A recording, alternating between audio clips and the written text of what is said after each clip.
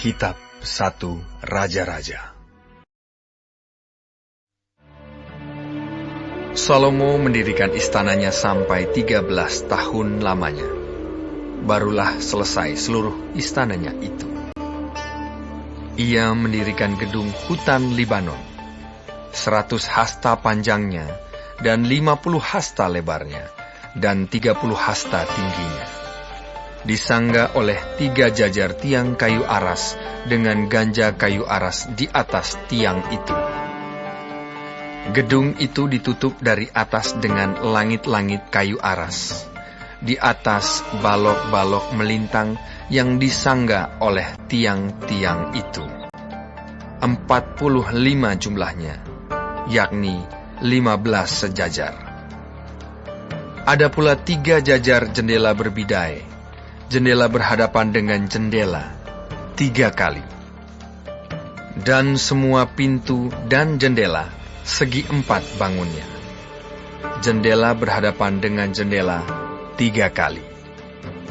Ia membuat juga balai saka, 50 hasta panjangnya dan 30 hasta lebarnya.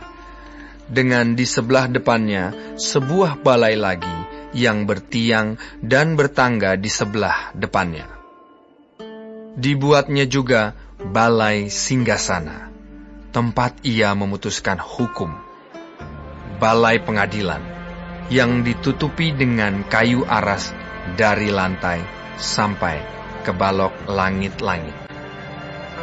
Dan gedung kediamannya sendiri, di pelataran yang lain, lebih ke sebelah dalam lagi dari balai itu, adalah sama buatannya.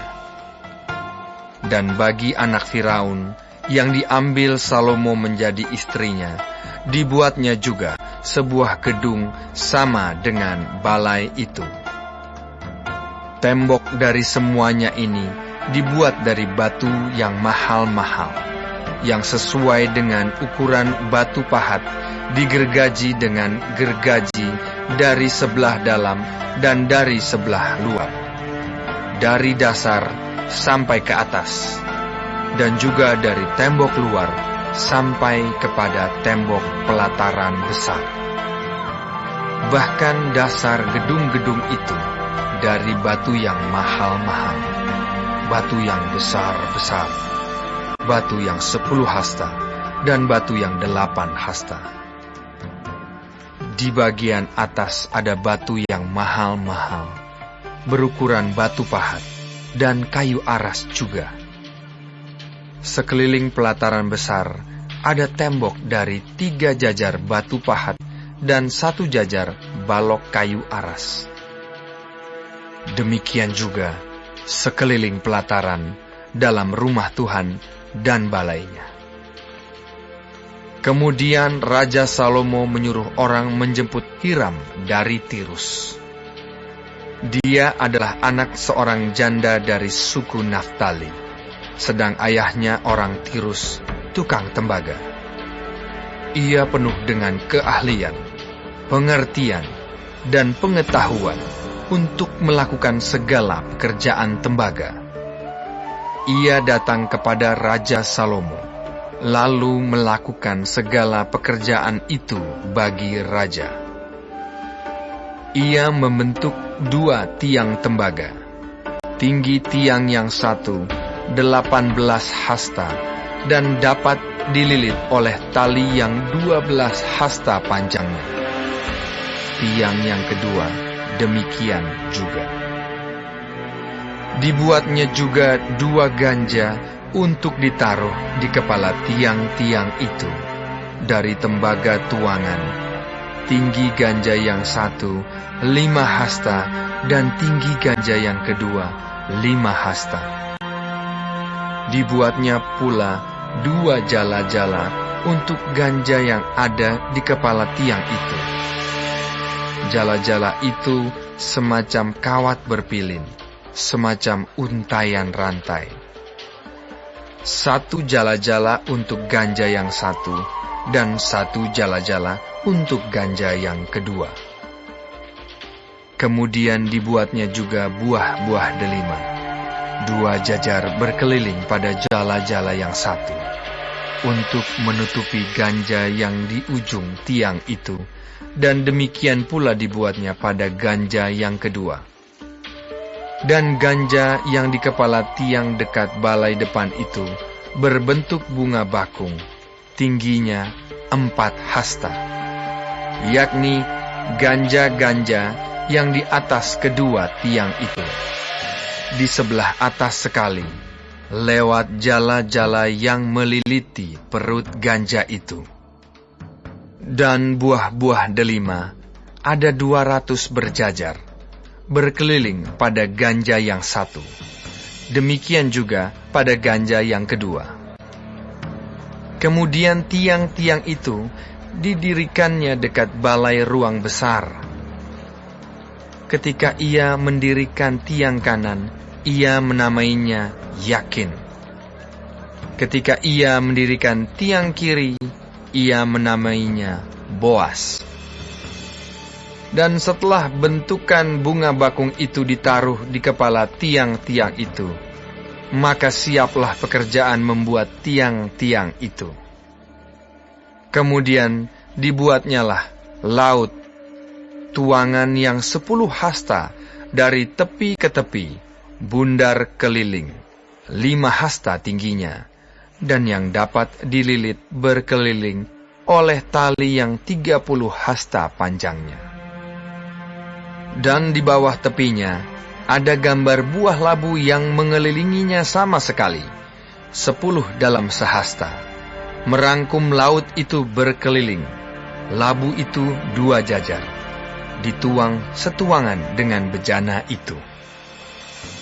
Laut itu menumpang di atas 12 lembu, 3 menghadap ke utara dan 3 menghadap ke barat, 3 menghadap ke selatan dan 3 menghadap ke timur. Laut itu menumpang di atasnya, sedang segala buntut lembu itu menuju ke dalam. Tebal laut itu setapak tangan, dan tepinya serupa tepi piala, seperti bunga bakung yang berkembang. Laut itu dapat memuat 2.000 bat air. Selanjutnya, dibuatnya 10 kereta penopang dari tembaga.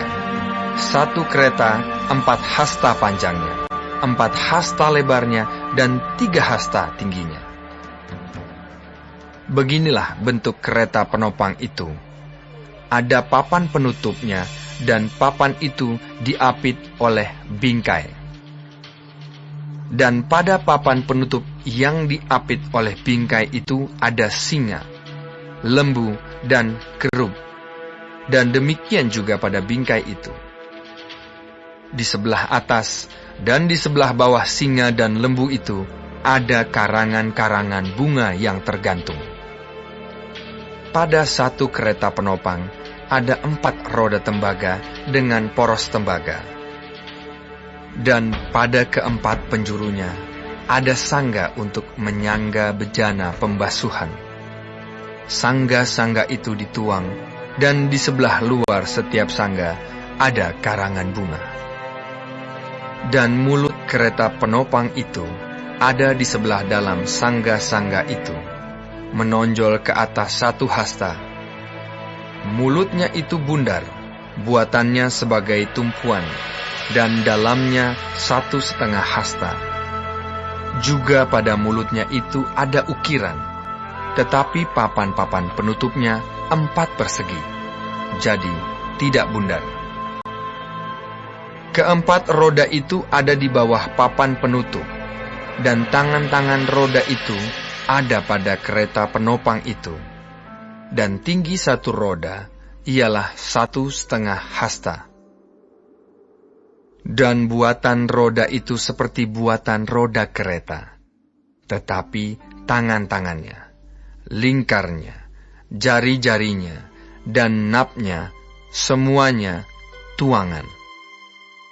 Keempat sangga pada keempat sudut setiap kereta penopang adalah seiras dengan kereta itu. Dan di sebelah atas kereta penopang itu ada leher bundar berkeliling, setengah hasta tingginya. Di sebelah atas kereta itu ada pula topang-topang dan papan penutup yang seiras dengan dia. Maka pada muka topang-topangnya itu dan pada papan-papan penutupnya diukirkannyalah kerub, singa, dan pohon korma, masing-masing menurut tempat yang ada, dan karangan bunga sekeliling. Demikianlah dikerjakannya ke-10 kereta penopang itu. Tuangannya sama, ukurannya sama, dan potongannya sama semuanya. Lagi pula, dibuatnya 10 bejana pembasuhan dari tembaga. Setiap bejana dapat memuat 40 bat air.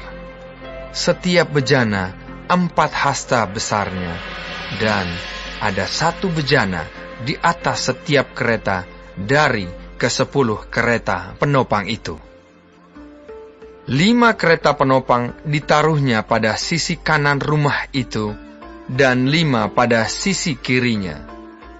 Tetapi laut itu ditaruhnya pada sisi kanan rumah itu, arah tenggara. Dan Hiram membuat juga kuali-kuali, penyodok-penyodok, dan bokor-bokor penyiraman. Demikianlah Hiram menyelesaikan segala pekerjaan yang harus dilakukannya bagi Raja Salomo di rumah Tuhan, yakni kedua tiang dengan kedua bulatan ganja yang di kepala tiang itu, dan kedua jala-jala yang menutup kedua bulatan ganja itu, 400 buah delima untuk kedua jala-jala itu, 2 jajar buah delima untuk 1 jala-jala, guna menutupi kedua bulatan ganja yang di atas tiang itu. Ke-10 kereta penopang, dan ke-10 bejana pembasuhan yang di atas kereta itu. Laut yang 1 itu, dan ke-12 lembu yang di bawah laut itu. Kuali-kuali, penyodok-penyodok, dan bokor-bokor penyiraman. Segala perlengkapan yang dibuat Hiram bagi Raja Salomo di rumah Tuhan itu adalah dari tembaga yang diupam. Raja menuang semuanya itu di lembah Yordan, di dalam tanah liat antara Sukot dan Sartan. Dan Salomo membiarkan segala perlengkapan itu tidak ditimbang, karena jumlahnya yang amat besar. Berat tembaga itu tidaklah terhitung. Salomo membuat juga segala perlengkapan yang ada di rumah Tuhan, yakni mezbah emas dan meja emas tempat menaruh roti sajian. Kandil-kandil dari emas murni, 5 di sebelah kanan dan 5 di sebelah kiri, di depan ruang belakang. Kembang-kembangnya, lampu-lampunya, dan sepit-sepitnya dari emas. Pasu-pasunya, pisau-pisaunya, bokor-bokor penyiramannya, cawan-cawannya, dan perbaraan-perbaraannya dari emas murni. Engsel-engsel untuk pintu ruang dalam, yakni tempat maha kudus, dan engsel-engsel untuk pintu ruang besar bait suci dari emas. Maka genaplah segala pekerjaan yang dilakukan Salomo di rumah Tuhan itu. Kemudian Salomo memasukkan barang-barang kudus Daud, ayahnya, dan menaruh perak, emas, dan barang-barang itu dalam perbendaharaan rumah Tuhan.